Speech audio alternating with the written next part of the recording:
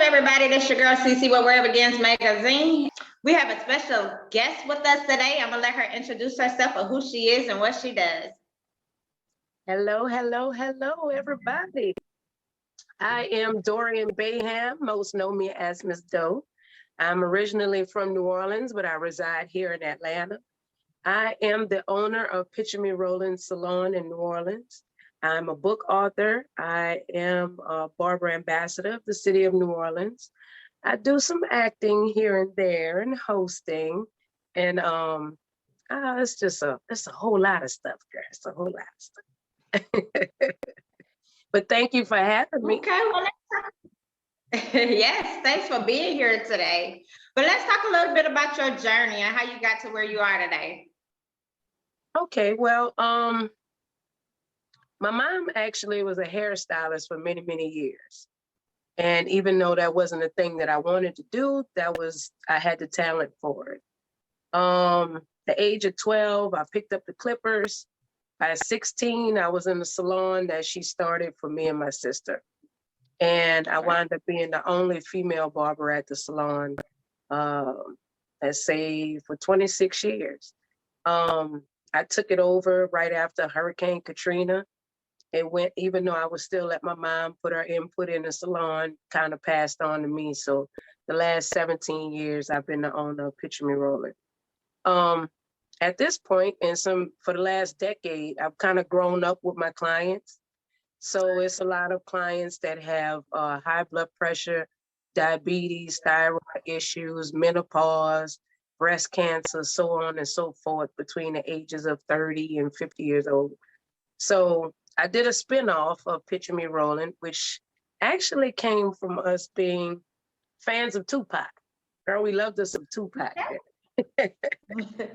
So, and with that, it turned into Barber Dolls, which is building broken women up or building their confidence back up to be bald and beautiful, and they don't have to, have the male look to it, and they can still embrace their natural and their bald looks and things like that. So I implemented that. Also, our salon was like one of the first in New Orleans to implement tattoos inside of the barber and beauty salons as well. My mom, her and a friend of hers, Miss Jackie, she's one of the first Black female artists all over the world. And they helped get a program implemented to where it was approved to have that put inside of salons. So a lot of people ask, like, what's going on with the tattoos and stuff? Well, that pretty much helped start off the tattoo journey for myself. But then my sister, she had a bad car accident, and it left her with a lot of scarring and stuff that she was insecure about. And as a unit, her, my mom, and myself, we started, we met a tattoo artist from New York at the time. And he specialized in covering scarring and keloids and things like that. So we actually, we just did it together as support. And over the years, we just made it our own,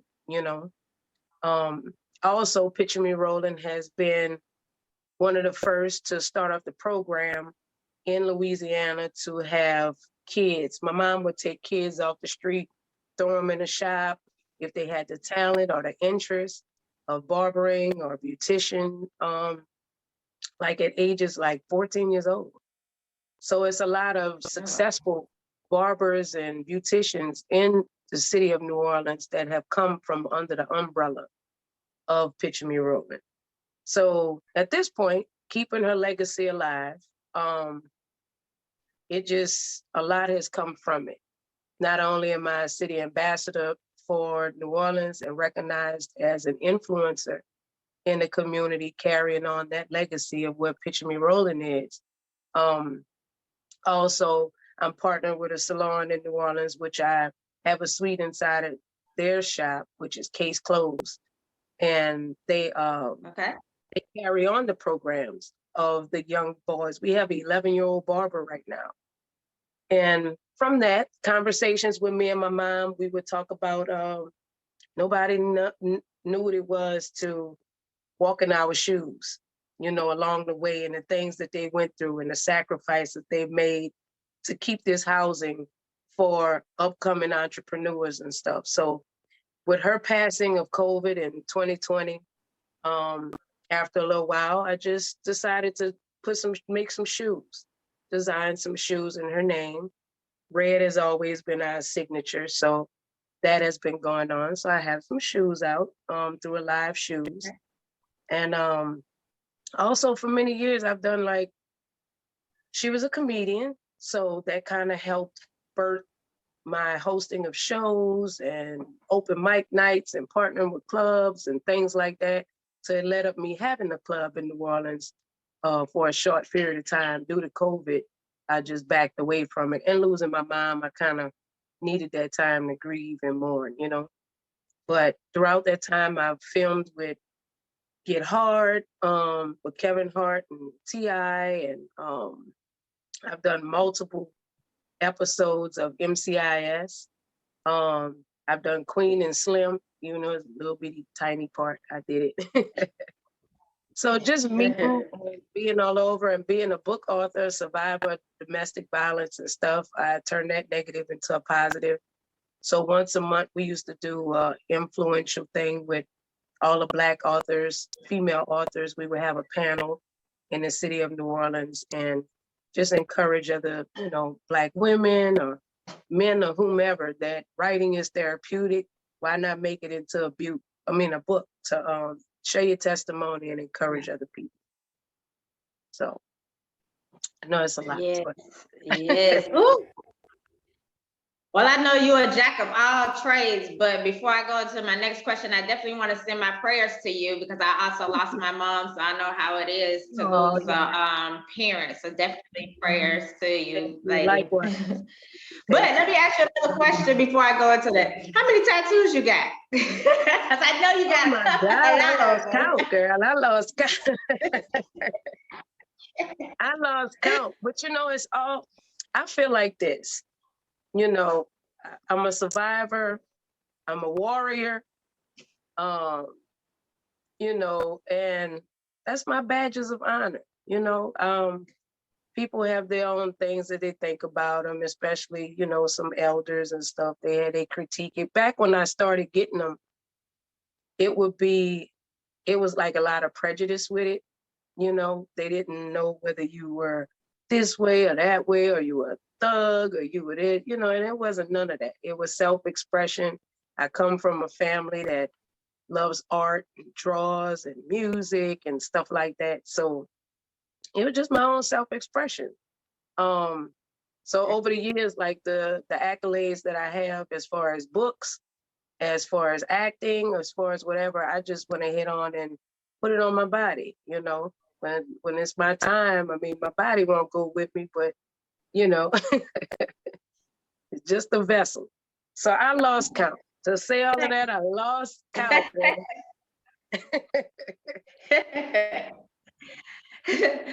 I want to talk about your two books. Tell us the names of your two books and which each one, what they represent and the meaning behind them. Okay. Because you got two of them right now, right? Yes. One is Never Judge a Book by Its Cover, obviously. Okay. You know, I think it could fit all that topic alone. It fits a lot because people see me and they like, oh, she's hard, she's mean, she likes pain, she all these different things, but I hurt too. Life happens to me too. You know, yes. I get scared. I've been hurt. I've been, you know, so, and also I've let people into my life that I misjudged. I thought they were good people from the outside looking in, and they turned out to not be such great people, you know? So actually Never Judge a Book by Its Cover was inspired by me going through domestic violence. And nobody anticipated that to happen. Like, no, not you, not the gangster looking girl, you know, but it happened. I was married for about a year to a childhood sweetheart that we later reconnected. And all the accolades and stuff that I have through dating guys find it through social media or through passing. They turned on by it. Like, oh my God, she's a boss or she's this or that. But once they step into your light and your shoes, it's too much for them, you know? So sometimes it brings up jealousy and envy and a whole lot of things like that. So me having a daughter and never wanting her to go through anything like that, I was open about what happened, and it drew so much attention to whereas, you know, people from all over started sending me letters and confessing their stories. And it was a spinoff. So I started speaking at schools and things to young kids. And so it's pretty much a biography about my life leading up to the domestic violence and the overcomings of it and the survival story and, you know, where it led me from that point, turning that negative into a positive. Then the next one is Life Happens to the Best of Us. So Life Happens actually was a spinoff of Never Judge a Book by Its Cover, because it's like each chapter is its own story and is actual factual stories, but it's fictionalized just a little bit. Some things that I wasn't able to put into the first book, and then again, people that I've met along the way. So I started off what do you call it? A nonprofit it's called A Little Help Gives a Lot of Hope. So what I would do is I would go out and help the less fortunate, the homeless, and get them jobs, try to help them with apartments and food and the clothing of right sizes and stuff like that. So I would hear their stories, their testimonies. We would go sit down and pray together and stuff. So some of their stories is inside of that book as well. So that's what it is, you guys. It's on Amazon. It's on all, you know, sites. Yeah. So self-improvement, self-help. Awesome. Awesome. Well, where do you see yourself in the next couple of years? What are some of your goals for 2022? Oh my God. Well, I want to give filming a little bit more of a chance than what I have. So lately I've been working with a network. I don't know if it'll be the end game with that network, or it may be me passing through to the next level of my life. But it's opening up some parts of me that I had shut down a little bit. So with that, it's like it's tapping into like a lot of it's spiritual for me, because my mom did a lot of stuff as well with comedy and things, and I always was funny and kicks and crazy girl. So it's like now I'm tapping more into that, you know. And so I would like to see myself on a big screen.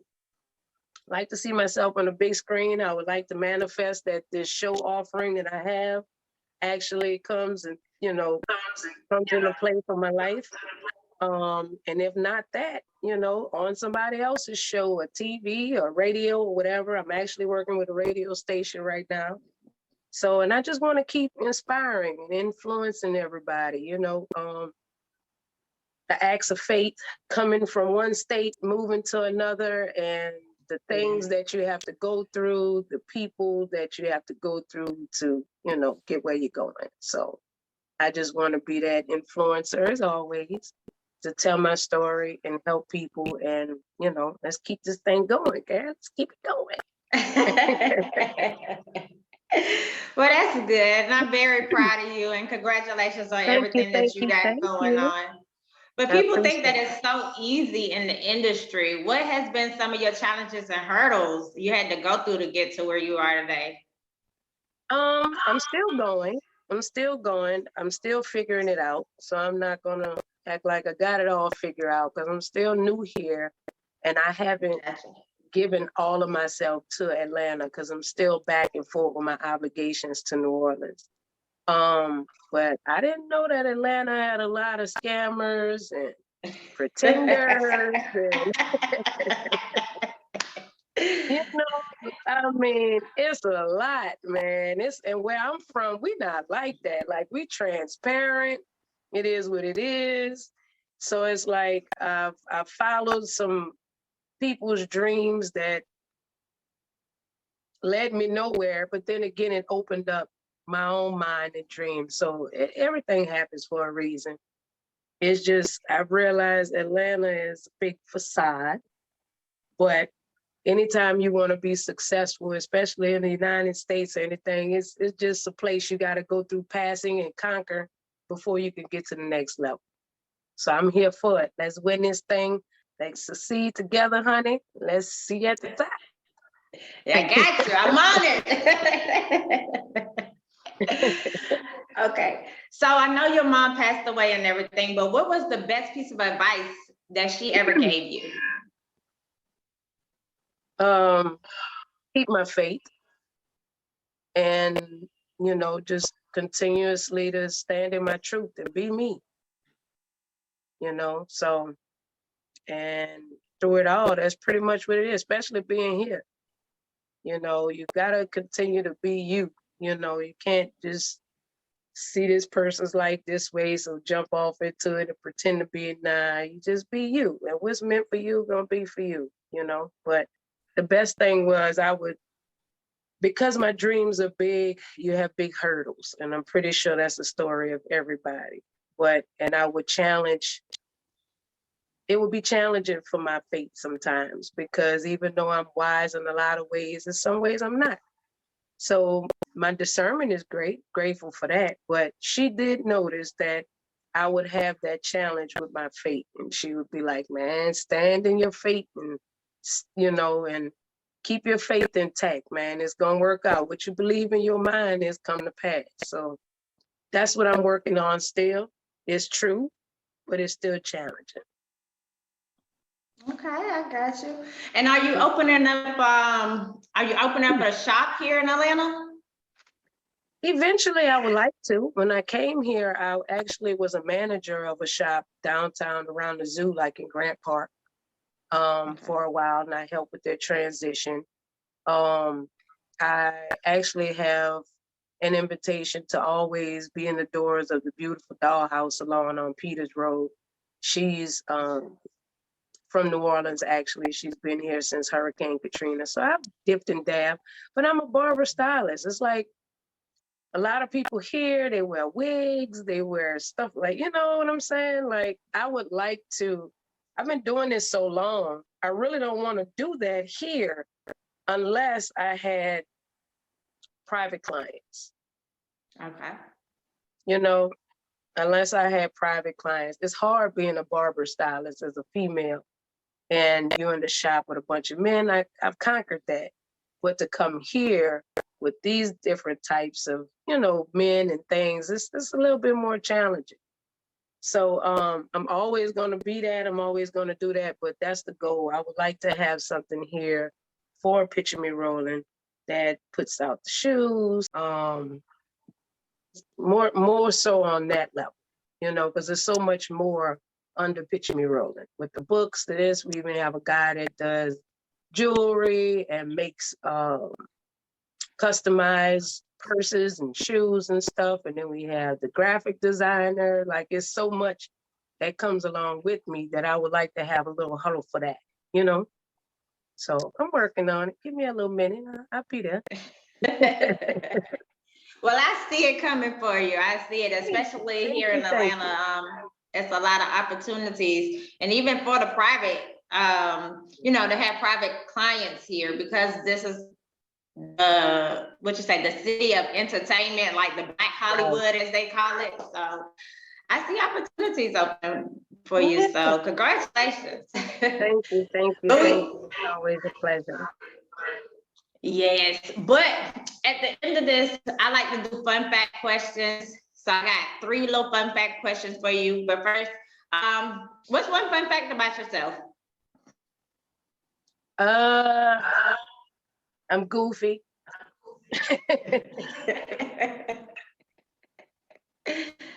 I am goofy, girl.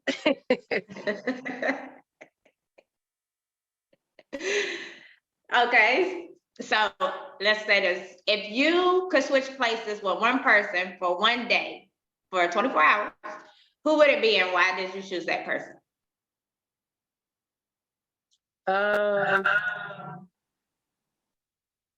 Oprah.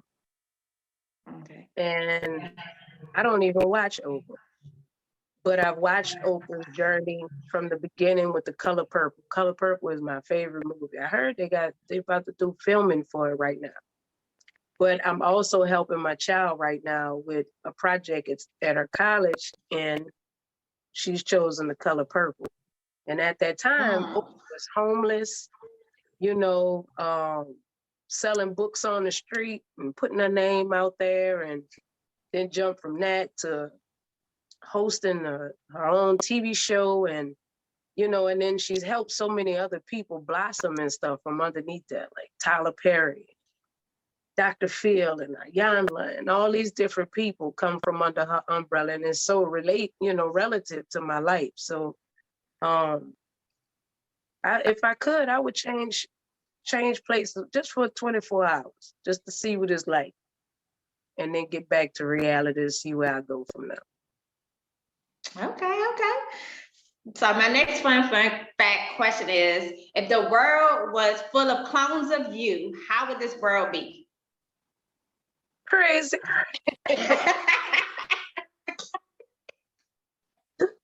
I think it'll be real fast paced.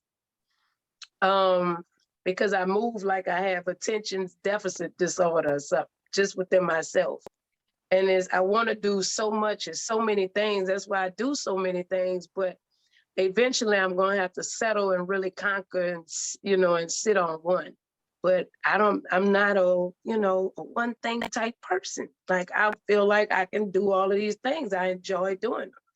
But I would like to have a few versions of myself out there that could get them done, It would be a better world.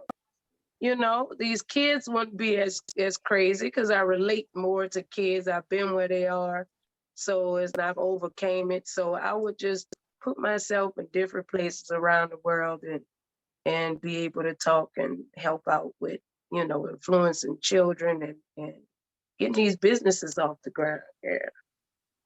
I gotcha. Okay. All right. My last fun fact question is, I know you're a woman and you're empowering and everything, and this is Black History Month. So with that being said, if you was the president, what would be one thing that you would change? That's a good question. If I was the president, what's one thing I would change?